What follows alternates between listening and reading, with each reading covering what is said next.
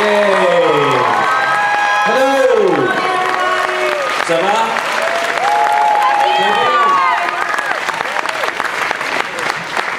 Lou speaks French, so he's going to do this entire thing in French. Watch him. Merci. Yay, look at this crowd. Amazing, fantastic. We're Thank so you guys excited. for being here today. So happy to be here. It's a pleasure and an honor always, not just to be in Ottawa, Canada for the Pop Expo, but to also be here with the lovely Sara Callies. Yay!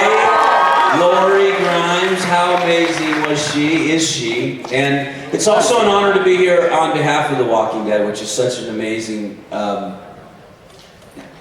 gift. It's just to be part of. I can't even explain, and to share that. I often say that you are the audience, which means that you're kind of a cast member by virtue of being in the fourth wall. I somehow feel you inform the show as much as the show informs you, and so I always felt very symbiotic, or osmosis. And in case anybody's nervous by the empty third chair, Scott Wilson is alive. Yes, with head. Everybody to know that Scott Wilson is alive. He's not in the building yet, but he will be.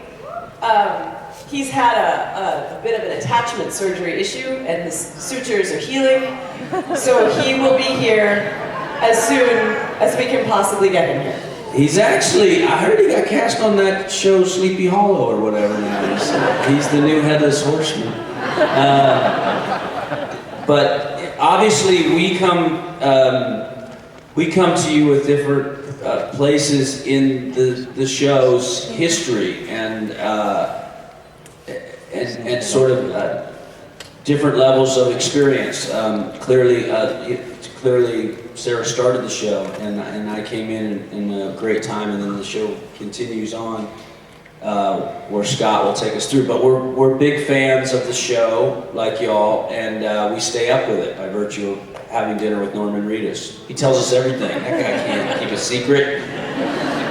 And we're big fans of each other, which is why it's fun to do this kind of a thing. It's nice to get together with everybody. It's the best, and that is the thing.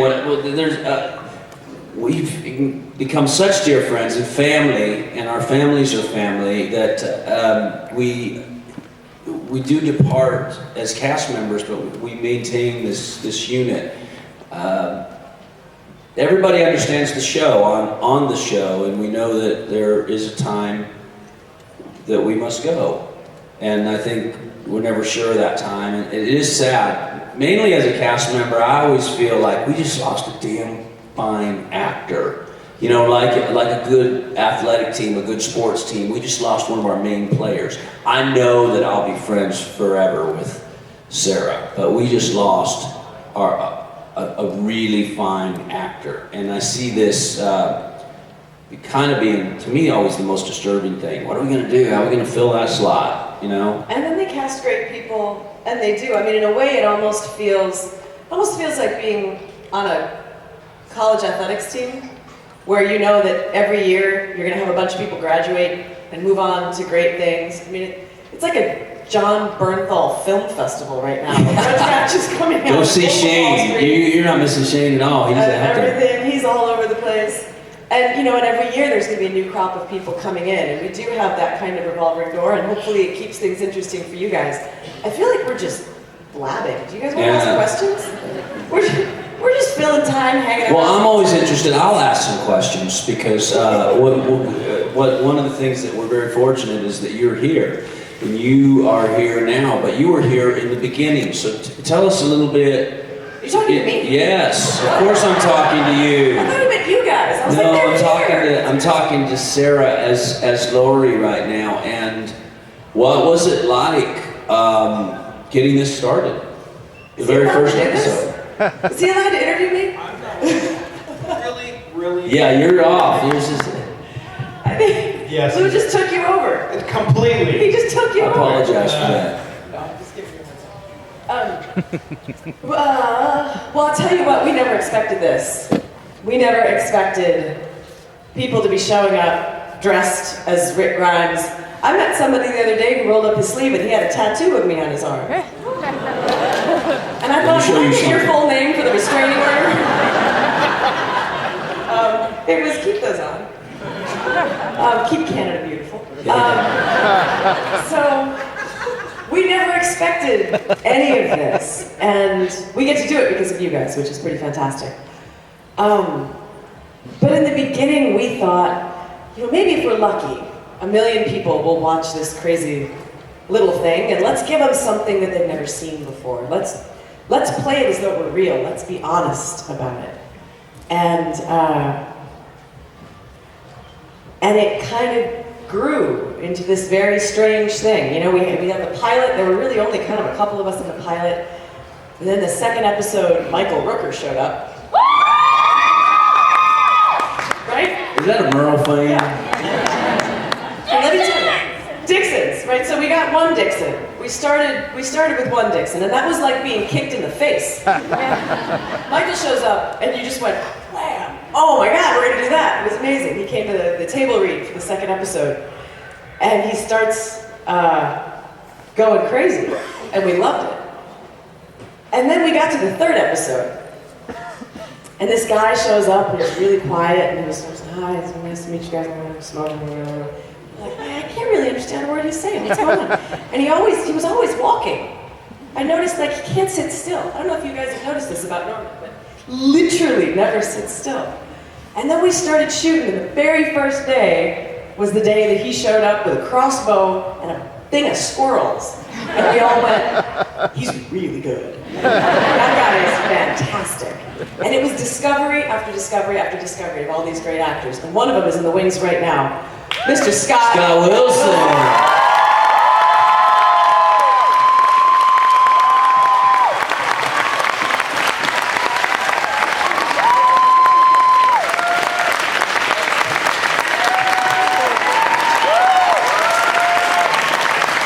Welcome.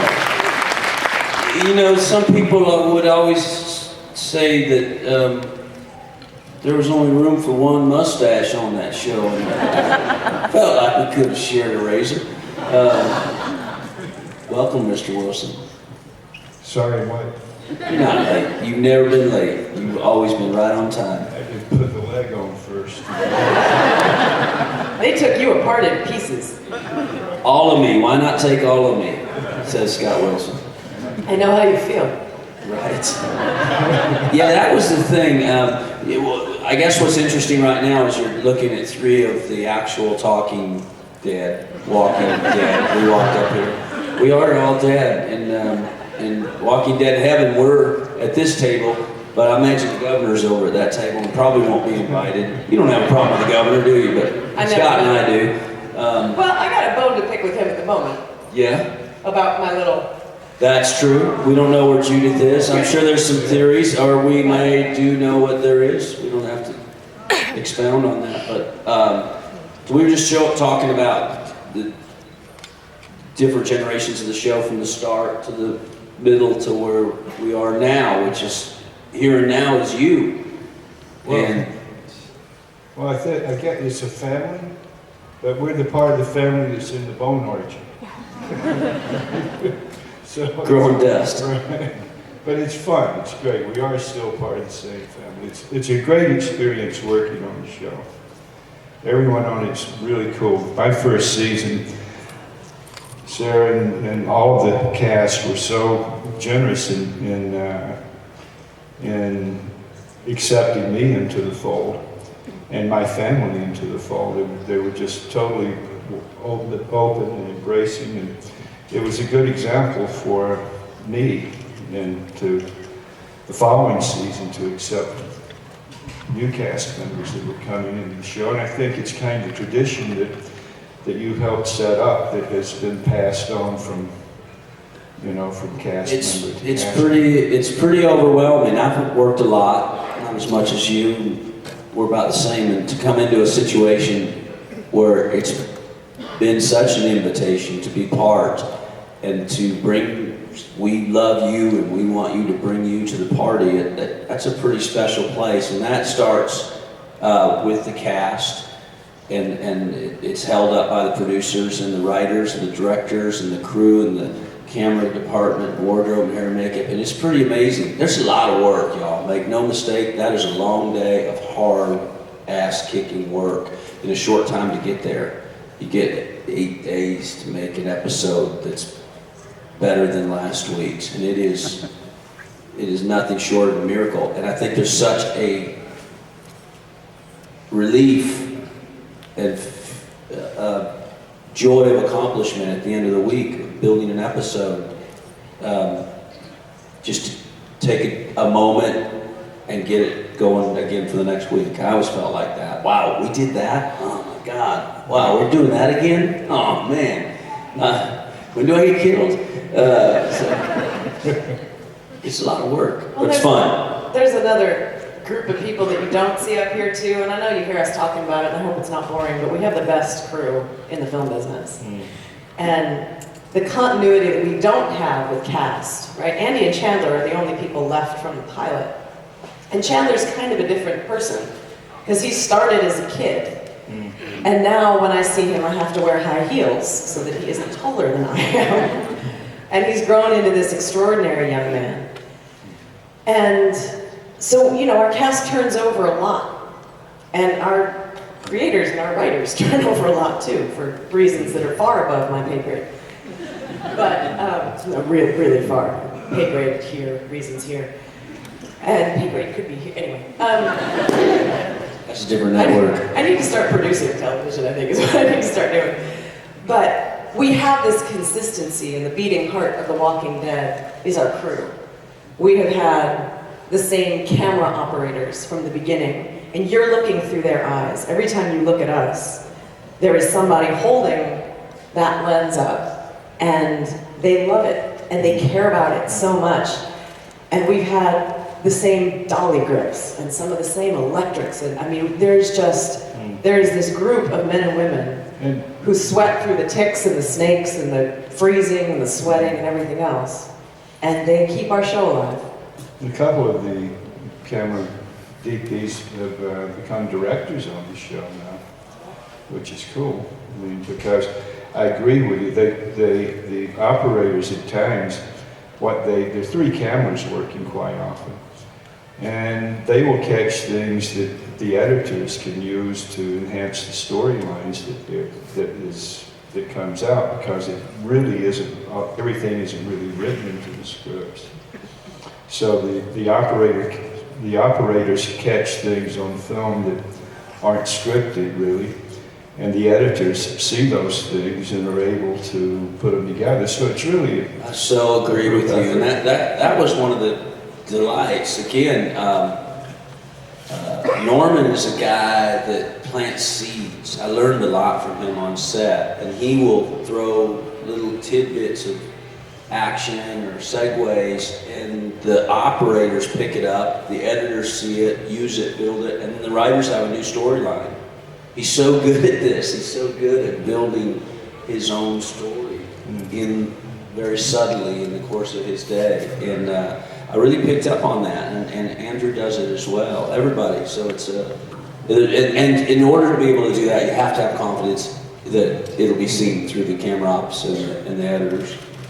So. Actually, one of those rock star camera department guys, a guy named Dave Galbraith, who's a cross between the dude from The Big Lebowski and Hunter S. Thompson. He's just something else, and he's from Ontario. So he's from Windsor. So thank you for your gift to The Walking Dead. In addition to other things, we thank you for David Galbraith. But Sara is the one that has organized everyone and trained them and taught them to be professionals and how to work with their scripts in the season I was there. I was very impressed by you and still am. Absolutely. I'll pay you for that later. Actually, that was true. Lori was the mother on the show, but Sara was, believe it or not, the mother on the cast. So as we all came into the fold, we were nurtured and invited in and dressed appropriately and brought to the table with the right manners and the right protocol for the show. I would never presume to dress you. You have the best style of anybody on the show. Well, accent didn't quite get off. He was trying though, trying to impress Carol. But that was great. Because it showed the care and it showed the absolute devotion to fantastic work, and it's so rare. I mean, again, this show is rare in so many ways, but the proof then becomes every week, which the things that you did in the beginning are still the things passed along, which you passed to me, in my short time I passed along to whomever. And I think, Scott, they're still there up to the moment now, aren't they? Just the work ethic, When I was there, it was... Dude, you were there last week. I mean, no one's been there since. I lost my head. I didn't know what I was doing. No, it's amazing the amount of work that's done in 8 days on that show. A lot of the scenes that in a film would take you 2-3 weeks to shoot, literally are shot in half a day. And there's no loss in quality. The quality is there. I think without Greg Nicotero's work, the show wouldn't be what it is. I mean, he keeps coming up with these great zombies or walkers, as we call them, or biters, whatever you call it at the time. But he keeps coming up with them. If they weren't done really well, I think a lot of people wouldn't watch the show. But because they are done so well, it allows, I think, the audience, you can let me know if you think this is right, it allows the audience to focus on the actors and what the actors are doing and what they're doing to survive. Is that about right? Yeah, because the two really just blend together and make a very interesting show, very, very entertaining. To me, I'm a fan too. And I'm pissed off that my friends are no longer there. We got some really anxious people over Let's here. do some questions. Please. Who's heading those up? Shut us up. We're talking too much. Hey guys, first off, thanks for coming to Ottawa. Right on. Really appreciate it. Thank you for having We're us. happy to be here. So my question is, I mean, one of the great things about this show is the attachment that fans get towards all the characters, and the unpredictability of them just being killed off as soon as you start to really get attached to them. So my question is, from what you've seen in the last 3.5 seasons, so to say, what would be who do you assume or predict would be probably killed off next? I'm taking a fifth on that one. You can be sure it'll be a zombie. Truly. It's a great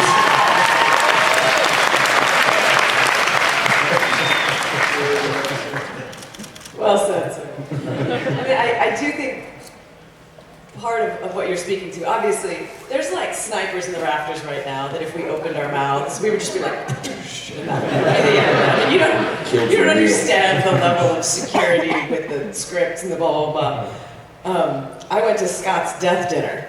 And before I left, 5 of the producers were like, we're really glad you're here, and if you talk. I was like, I've never said anything, but so we can't, But I think something that you're speaking to is the fact that it's a show that's not afraid to kill off major characters, and not just for a season finale. And I think it's part of the genius of the show, because it means that you believe that people are in danger. They could kill Rick. They could kill, well, they probably couldn't kill Daryl. You guys would burn down the world. Apart from that, I've seen all those, if Daryl dies, we riot. There's a part of me that's I want to see that riot. I want to see the 10 million people who march on Ottawa to save it. Anyway, but I think that's what keeps the show strong. And it's what keeps the violence from being gratuitous. That it's necessary because it tells the story that these are people who are in real danger. You don't have the 6 regular cast who might get abducted, but nothing's really going to happen to them. And I think in a way, it's one of the first shows, that and Game of Thrones, are kind of the first shows to do that, to say, these are our leads, and we just got rid of them. So here's the new show, we hope you like it. But yeah, we can't speculate. Well, I thought I'd try anyway. Yeah, that's a good effort. Can't blame me for trying. In other words, we don't know. Yeah. Hello, and welcome to Oahu Free North. One of the things I love about the show is how well the female characters are written. And I think part of the things with most of the groups is you see the men in the leadership roles, but I think the women kind of lead from behind. Like Lori with her machinations the first couple of seasons, and what Carol was doing this year. Do you think if Lori hadn't died, that she and Carol would have been like this, running the prison, and it would have been more of a matriarchy than what we saw this season? That's a really interesting question. First of all, I agree with you. I think some of the female characters in The Walking Dead are some of the most interesting women on television. And I think Lori is one of the most complicated women that I've ever played and that I've seen in a long time, and I loved that. The Lori Carol relationship was one that both Melissa McBride and I were pushing to really see kind of where it would go, because you've got these two women who are both mothers, who come from very different experiences, and that she lost her family and mine grew. But they're also, they're small town Southern women. I mean, they are far more alike than they are different. And I think there's a profound respect that exists between the two of them, and a consonance that maybe Lori didn't feel with some of the other female characters who were, more educated and were professional women. Lori and Carol were a couple of stay-at-home moms who knew they just put you in darkness. The lights just went down on you. I'm so sorry. Anyway, these are Sniper. right. I've said too much. I don't know that Lori and Carol are either the kind of women who would stand up and say, "I'm going to be a leader." I think they're the kind of people who lead a little bit more by interacting with people and by example. But then again, Rick is also an incredibly reluctant leader. I think one of the things that I like about the story is that this is a story about people, nobody's running for office. Nobody wanted to be, there's the governor, but that's the whole other side of the world.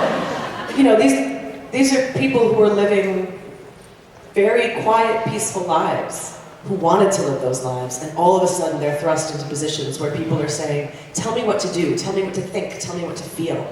That's a huge responsibility. The end. Good scene. Hi. Third question about characters. My question would be, first of all, thank you for coming. Welcome to Ottawa. My question would be, regardless of gender, race, age, if you could play Magic Time Machine, if you could play any character on the show, which other character would you have liked to play? Or alternatively, if you could have killed any character on the show, whether as a walker or a human, who would it have been as well? I'll take Judith because it gives me a long life. And both legs. Yeah, that's what you think. I don't know. I would say if I could play any character, I might play Andrea. Is that legal? You left it wide open, right? Yeah. So I like the idea that the governor gave her the keys to the city, and she had to make a decision whether or not to take it. I think if she'd have taken it, she could have been the governor, and I would have. I would have been the governor as her. And so I think that would have been an interesting Lady M to play, and I would have enjoyed that. I think I would have gone Shane. I'm not saying that I could improve on John Bernthal, but God, he made it look like fun. Thank you. Hi. I was just wondering if difficult to get right, or took a bunch of takes to get? They all are. Yeah, none of them are right. They're all. But you know something, really, I think on this show it's really a lot of fun to see how the actors are prepared and how they're ready to go when the camera's ready. On other shows you might find someone saying, well, get so-and-so, maybe they're in the dressing room, or maybe they're somewhere else, and you have to track them down. But on this show, the cast is there and ready to go, and they know what they're supposed to do when they get there, and they do it. And they do it well and creatively. So I don't know that there's been any scenes that I've noticed where anyone had real problems with their lines or problems asking for extra takes or causing extra takes to be taken. Except maybe one time when I was sleeping on the cot with my whole leg through it. I started snoring during the middle of the sleep. Snoring in the middle of a take. So when Hershel, it was episode 2 of season 3, they brought him in and we got all this stuff, and Hershel's gonna die, and we don't know if he's gonna turn into a walker, and all of a sudden we're super serious, the girls are crying behind me, and Emily and Lauren are acting their butts off, they're doing all this great work, and we hear Scott go,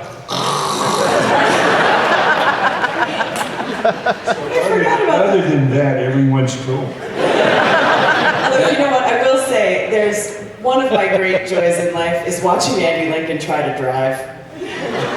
Andy's a marvelous man who is much better at almost everything in life than I am, but he got his driver's license about 6 months before we started shooting The Walking Dead. He grew up in London, he never drove, and then they taught him to drive on the wrong side of the road. So he came to America, and he never really, he never learned standard, and on The Walking Dead you may have noticed, with a couple of very odd exceptions, most of our vehicles are not top-of-the-line performance, roadworthy, they get these crazy cars. First season we had all those cars at the quarry, and the Teamsters made Frank promise we'd never have to drive them, because they were just like rotting hulks with, the chassis were falling apart. And then of course, Frank shows up with episode 5 and goes, bad news guys, we're gonna have to drive every single one of those cars. And we had the Cherokee, and it had like about a gear and a half. And my favorite part of, scenes with Andy was watching him very seriously with a lot of rush try and...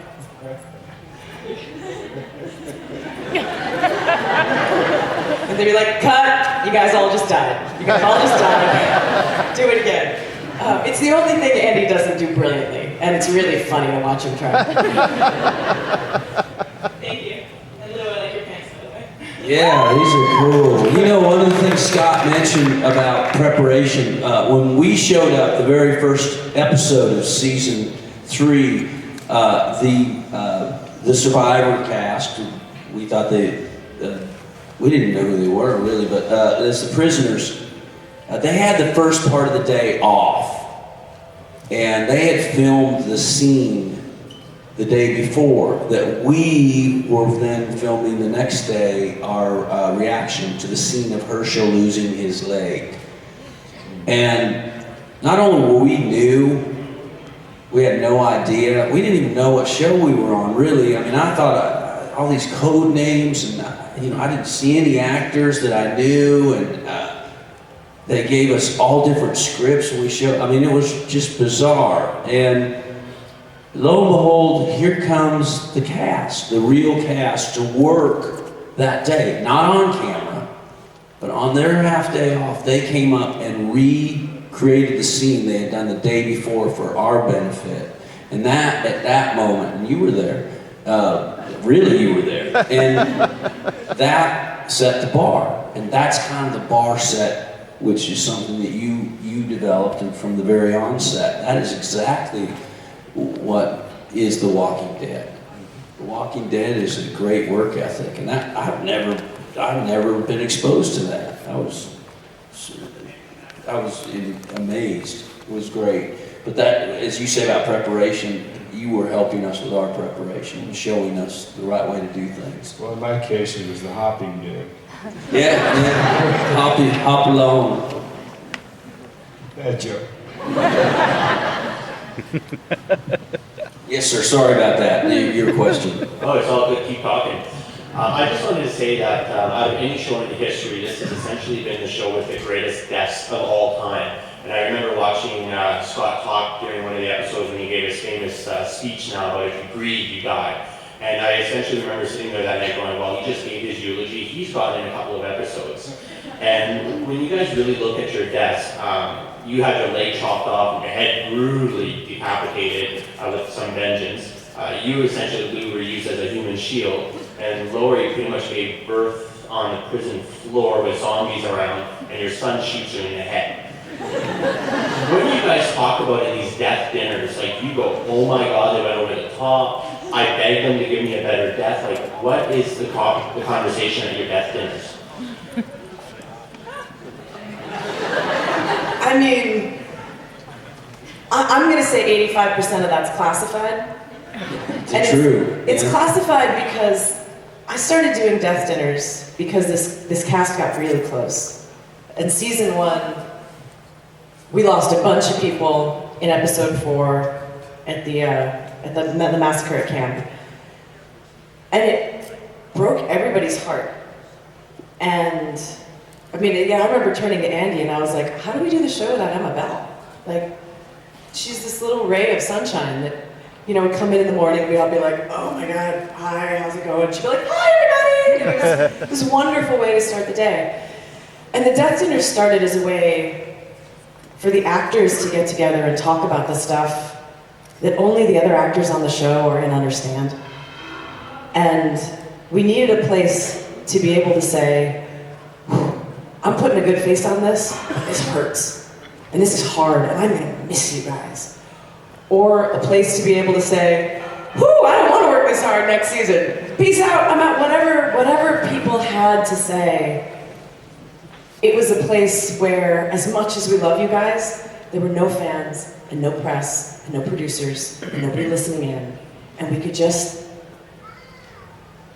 you know, the thing about actors is we get paid to take shit personally, right? That's my job. My job is to take an imaginary situation and take it personally so that I can tell that story. And there's a part of our jobs where people go, but now you gotta be a good sport about this part. You know, you do the press thing, you do the shuffle and sell the zombies and do the thing and good attitude. And that's an important part of what we do. And I think everybody on the show does it really well. But it's also important for us to have, I think, a little moment between us where you go, hey man, I'm still taking this personally, because that's what I do for a living. And to be around other people who go, yep, I gotcha, and I'm here for you. So while I totally understand the question, that's why I'm taking the 5th. I know, but you only gave us 85% top secret. That's way too high. You're gonna have to work on that next time. Well, and to tell you what, most of the other 15%, is that? Yeah. Thank you. I'm just an actress. Yeah. College degree, so useful. The other 15% is cheers. You are one of the best fucking actors I've ever worked with, and I love you. And There's a lot of happy, you know, I think that there's a lot of crying. It's so sad. I mean, there's a lot of happy, particularly when the check comes around and it goes right by you. And it's, you know, it's a bundy in your pocket and you're like, I don't have to drop on a dime on this. I like that. That made me happy. But, you know, it is a time to really have a private moment and say, I'm gonna miss you, and I mean that, and that thing, I'm always gonna have you, but you're a damn fine actor. What, you know, how are we gonna do it? It's really the start of a closure process. You need some kind of closure. Everyone is so vulnerable at that time. You're realizing that you're not going to be in that same environment any longer, and you know, so it's really, I think, an important part of the process. You know, thank you for starting. You know, it's really very important. It's very important closure. And you get to express your feelings for the people that are going, and they can tell you go do whatever you want to do to yourself. But it's cool, thank you.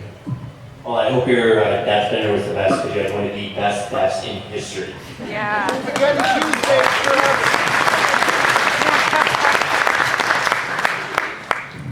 Hello. Hi. I have a question, obviously. What is the most emotional part, like any season, any episode, like what was like the most emotional part, I guess? Wow. I think that's a two-part question or a two-part answer because I think there's an emotional part of the show, and there's always as Sara was talking about, the part that you take personally. So in two parts,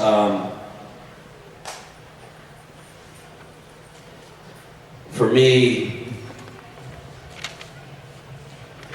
emotionally, when Maggie came walking out with a baby in the prison yard,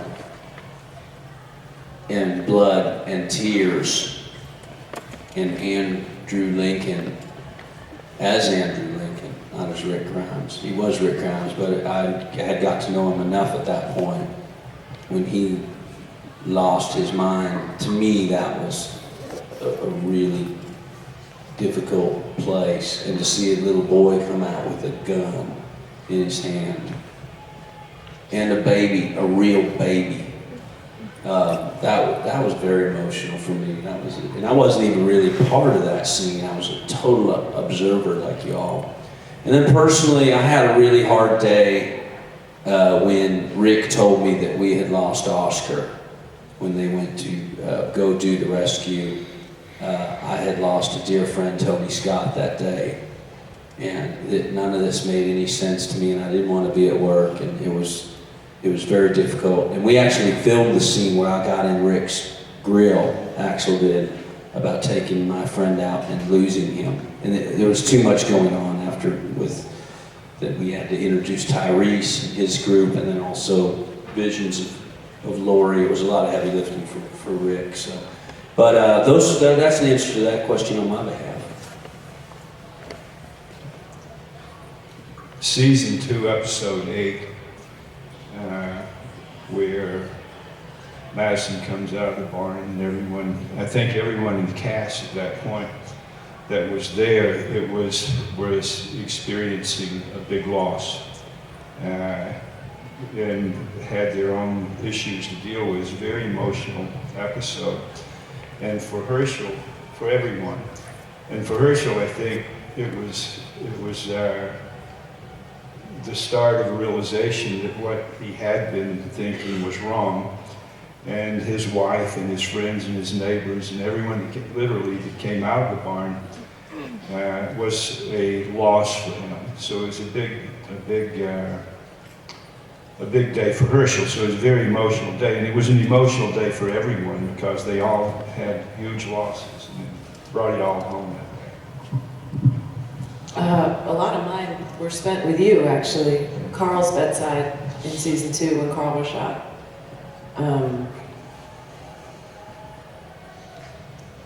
Andy turned to me at the end of that couple episodes. We both got kids, and he just said, "This is the worst thing I have ever had to do." And we spent a lot of time just holding hands, kind of going, that hurt. The bright light in the middle of it was we were working with Scott for the first time, going, "Holy cow, we've got a new soldier on the field." But yeah, especially when there was some complication and Chandler was just lying there, and he was just so young. I don't know. I need to do anything like that again. Yeah, that was cool. That was very cool.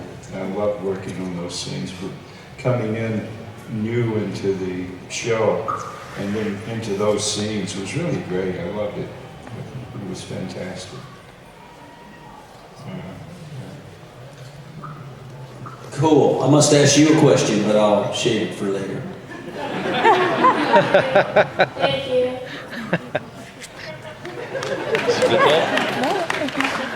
Mustache. Hey guys, I just wanted to ask on the last episode of Talking Dead, creator Robert Kirkman actually said the most beloved characters deserve the most violent deaths. How do you guys feel that applies not only to your characters, but perhaps ones that have gone before you? It's easy to say if you're not the one being killed. Well, he's God, so he must know. I agree with him, obviously. We all, and I know he's loved all of our characters. So, I didn't know he said that. I gotta say, I take that as a huge compliment, having been gutted, shot, and eaten. I got killed 3.5 times, I'm pretty sure. That's the most beloved characters deserve the most violent deaths. I tell you, that does seem to mean that the longer the show goes on, and the more audiences get attached to certain people, they're gonna have to do some. yeah. They're gonna have to put someone in a blender. I got shot. Not one bullet hit anyone else with all the shooting. Hershel with one leg, they couldn't hit him hopping around out there. And every bullet that came, stray bullet that came Axel's way, pelleted him like a sandbag. And every shot that was taken, even some of Rick's, hit Axel in the back. And but Carol's still alive. Thank God. But she got it.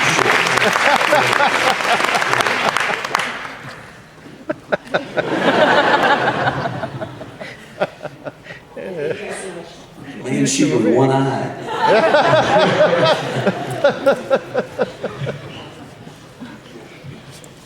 Hi there.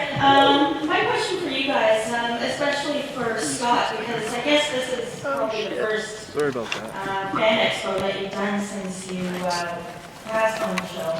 How has the experience been, knowing that your character literally died a week ago, and all this fan outpouring? Has it been overwhelming, or has it been just what you expected? And I guess for the rest of you, when your characters died, did you experience any kind of an outpouring from the fans at a fan expo like this?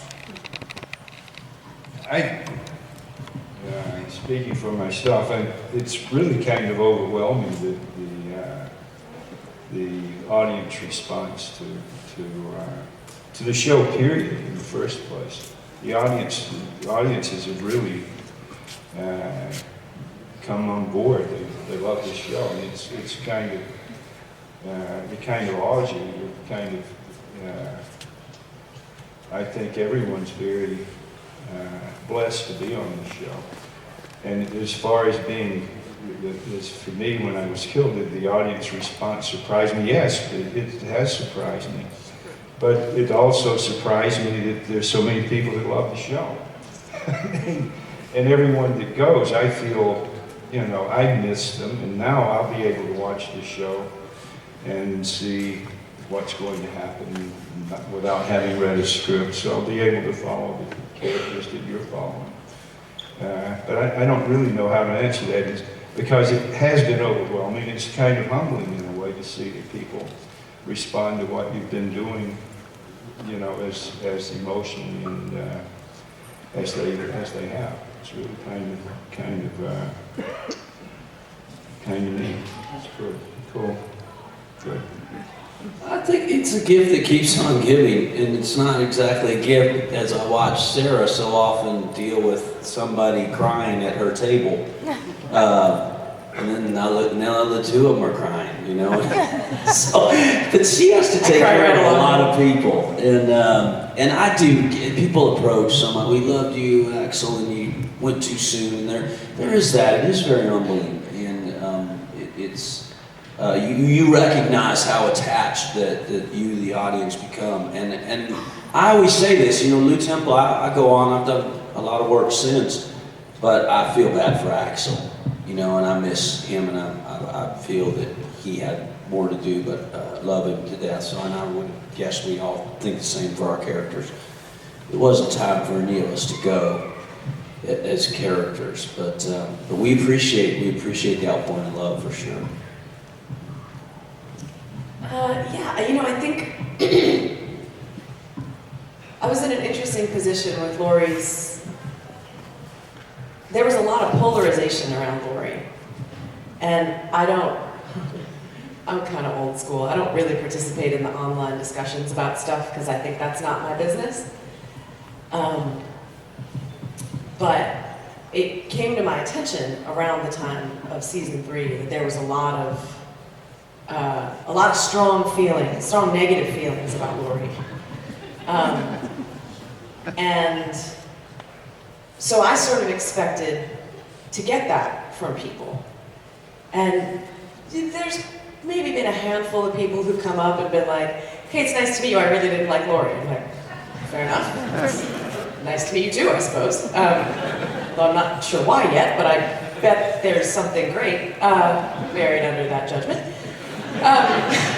But what really surprised me was the number of people who've come up and said, I loved her, she was my favorite character. I really connected with her. I didn't expect that. I think maybe because the voices of the people who didn't like her were really public voices, and maybe the people who felt more positively just kind of kept their opinions to themselves. So that was really touching to see, you know, the number of people who would. I mean, I keep a little tally on the table of just how many people come up and burst into tears, because I think it's really sweet and really moving. It's a private tally, but that did surprise me, the number of people who just had really strong feelings of connection to her. Kind of cool. Excellent, thank you. This will be my last question.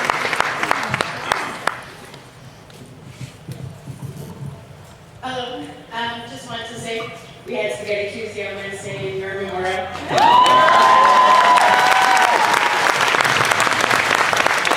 That's what I'm talking. Norman has said he's got a bunch of crossbows. I'm wondering if you have any mementos you've taken. Yes. These two. But you can't take them home every night. I so do. I so do. I have wait a minute. Spaghetti Tuesday almost every night. And I cry and make sure it's going to be okay. I do say, what did I take from The Walking Dead? I took friendships. I took a really close friendship in the form of a cast and crew. And there will never be any material thing that will add up to any of that. So yeah, absolutely. Absolutely. I have my head in the closet in my trash can.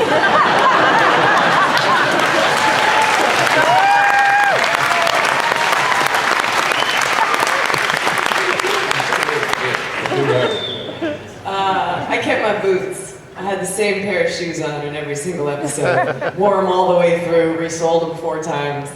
I thought it was great that Lori was one of the only women in the apocalypse who was smart enough not to be running around in flats when the zombies came. She had herself some good snake-proof boots. So I got those at home and they go hiking with me almost every week. I thought about bringing my head with me. Put one on the shoulder.